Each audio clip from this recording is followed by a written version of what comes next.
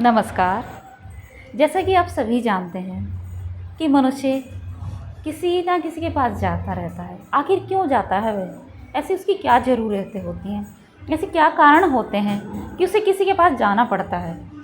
किसी के सहयोग की आवश्यकता होती है। देखिए, सहयोग की तो सभी को आवश्यकता होती रहती है, लेकिन क्यों होती है? चलिए देखते हैं हम। पहला है भाव, अर्थात भाव का मतलब है प्रेम। कि उसको ऐसा लगता है कि आप उसकी भावनाओं को समझेंगे, उसे प्रेम देंगे। तो जब आपके पास कोई भी इस तरह से आए, उसे पूरा सम्मान दीजिए, उसकी भावनाओं का सम्मान कीजिए, उसको तिरस्कृत मत कीजिए। दूसरा कारण है प्रभाव।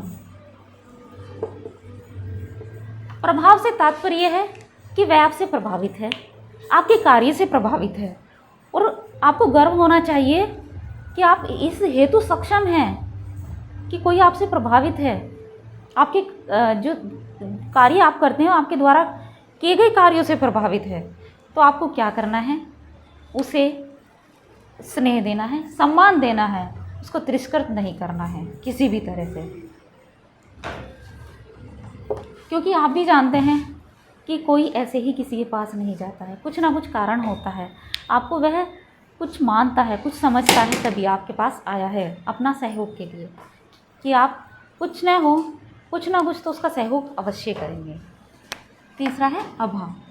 अभाव का मतलब है कि उसको ऐसा लगता है जो उसके पास वस्तु नहीं है, उसे इस समय आवश्यकता है, और आप उसको पूरा करेंगे, उसकी आवश्यकता को पूर्ण करेंगे। देखिए, ऐसा नहीं है कि मनुष्य को किसी के सहयोग की आवश्यकता नहीं होती, कि सभी को किसी ना किसी के सहयोग की आवश्यकता ज़रूर होती है, और इसी कारण यह संसार चल रहा है।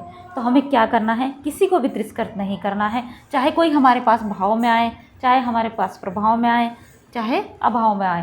हमें तो और गर्व होना चाहिए कि हमें कोई मतलब दूसरा व्यक्ति या दूसरा मनुष्य हमें यह समझता है कि हम इस योग्य हैं कि हम किसी की सहायता कर सकते हैं।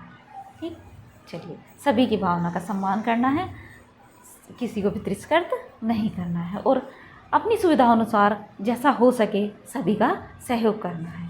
धन्यवाद।